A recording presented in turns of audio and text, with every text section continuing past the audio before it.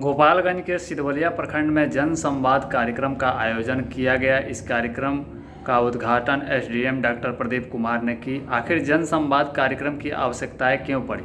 क्योंकि काफ़ी समय से प्रचार प्रसार योजनाओं का हो रहा है, लेकिन एक सर्वे में पता चला कि जो योजनाओं का प्रचार प्रसार हो रहा है उसकी जानकारी जनता को है ही नहीं। इसीलिए प्रखंड स्तर पर जन संवाद कार्यक्रम का आयोजन किया जा रहा है। इस जन संवाद कार्यक्रम पंचायत स्तर पर जन संवाद कार्यक्रम का आयोजन किया जाता है ताकि वहां के स्थानीय लोग जो सरकार की योजनाएं हैं उसे स्थानीय लोग जान सके, समझ सके और उसका लाभ उठा सके।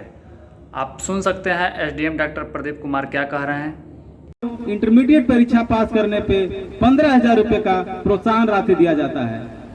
इसी तरह से जो भी अल्पसंख्यक वर्ग के लोग हैं उनके लिए तुरकाहा में एक अल्पसंख्यक छात्रावास योजना चलाया जा रहा है, जहां पे 100 बच्चों की नामांकन की व्यवस्था है, लेकिन अभी भी वहां पे मात्र 44 बच्चे नामांकन करवाए हैं। वहां पे अल्पसंख्यक वर्ग के बच्चों को रहने के, खाने के, पुस्तकों की, लाइब्रेरी की, वाईफाई की सभी सुविधाएं निःशुल्क है। तो जो भी हमारे अल्पसंख्यक वर्ग के विद्यार्थी यहाँ पे हैं, जिनके परिवार में भी बच्चे हैं अल्पसंख्यक वर्ग के, वो इस योजना का लाभ उठा सकते हैं।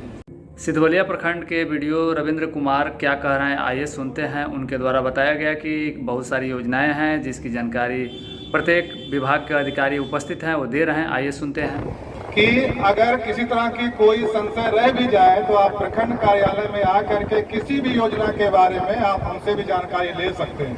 अक्सर ये देखा जाता है कि प्रखंड में आप लोग आते हैं तो किसी विभाग की समस्या होती है, वीडियो साहब है या नहीं, वीडियो साहब से ही आकर के मिलते हैं। चाहे बिजली विभाग की समस्या हो, चाहे पीएचडी का हो, चाहे किसी विभाग का समस्या हो।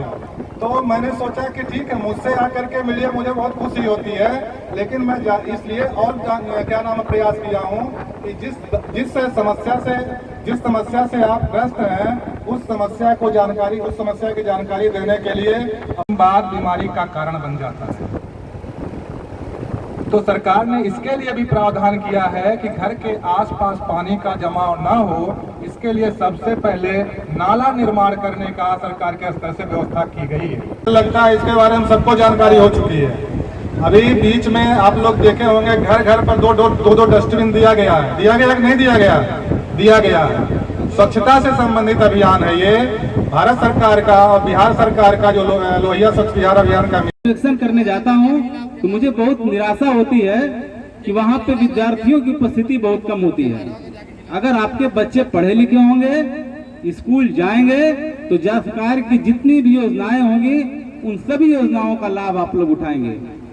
अभी हम लोग को जानकारी मिल रही है, जो हम लोग हर पंचायत चल रही है, सभी वर्ग के लोगों के लिए उन योजनाओं का लाभ बहुत लोग तो उठा रहे हैं, लेकिन कुछ लोग अभी भी इन योजनाओं से अभी भी वंचित हैं। उन्हीं योजनाओं के बारे में बताने के लिए हम आपके कन्या उत्थान योजना, यहाँ पे अधिकांश हमारी माताएं बहनें बैठी हैं, वह योजना बिल्कुल कन्याओं के लिए है। प्रथम 2 कन्याओं के लिए शिक्षा विभाग के द्वारा, समाज कल्याण विभाग के द्वारा और ये स्वास्थ्य विभाग के द्वारा, यह 3 विभाग की समेकित योजना है। इस योजना का उद्देश्य है कि कन्या भ्रूण जो हमारे यहाँ अभी भी कुछ हो रहा है उसको रोकना, लिंगानुपात को बढ़ावा देना, बाल विवाह को रोकना, बच्चियों के स्वास्थ्य की गुणवत्ता में सुधार करना और उनकी शिक्षा की गुणवत्ता को बढ़ाना।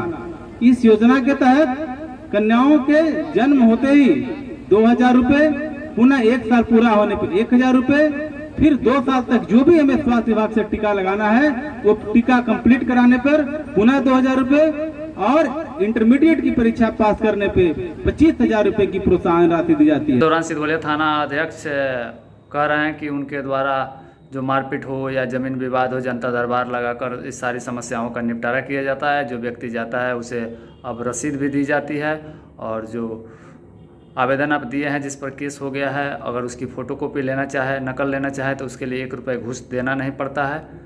आप सुन सकते हैं वो क्या कह रहे हैं। मैं सिधवलिया थाना अध्यक्ष के नाते आपको थाना की कुछ कार्य प्रणालियों एवं विधि व्यवस्था के बारे में जानकारी देना चाहूँगा, जिसमें सबसे पहला आता है 112।